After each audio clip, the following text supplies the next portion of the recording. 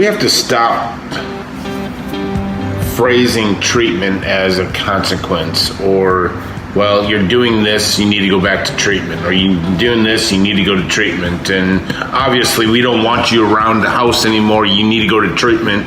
We need to stop rephrasing, because the way we're saying it to addicts and alcoholic, the way I took it always was treatment was a consequence. And so you start doing that, you build up this reluctance and this refusal to,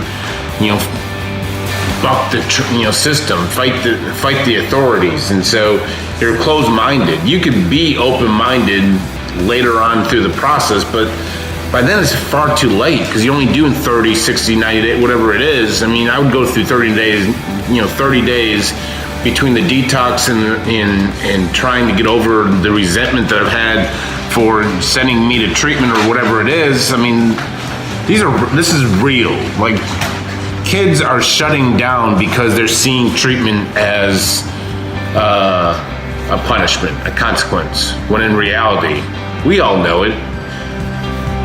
It's solution, but we can rephrase that and we can help that. And so a sober caddy, the very first things out of our mouths will never be, he or she needs to go to treatment, he or she it's always, what is the best possible solution? And we have to be open to the fact that sometimes treatment isn't the most viable option. So treatment becomes a viable option and a viable solution when they're willing and wanting help to go in and be receptive to what treatment is all about. Treatment is great. I mean, most inpatient treatment centers, I have a long list of people, places that I know and trust and have seen firsthand that do great work. Treatment is definitely a viable option. I'm never going to say anti-treatment. Treatment saved my life, but it should no longer be the very first bullet in the chamber when we start trying to help someone. We need to find out what's truly going on. And if you sit down and have a conversation with people and you get to, and you talk with them and you allow them to understand that this is a disease and this is a huge problem, you're no longer affecting yourself.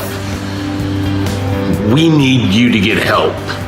What is that going to look like? And a role that, there's different circumstances and different situations and all this other stuff, but I'm just saying, majority of the time, let's stop saying treatment the very first sentence. Hey, my name is Jay. I'm your interventionist. I'm going to help you go to treatment. Boom. Defense mechanisms engaged. I'm not going to hear a word you're going to say. I'm going to hear that everyone else is against me in this moment. Yeah, they love me, whatever. Let's start talking about pointing solutions. Treatment shouldn't be the very first thing. It shouldn't be our fallback because it's a consequence the way we're phrasing it nowadays. When we work with people and say, hey, like maybe treatment isn't the best option. Let's look at this.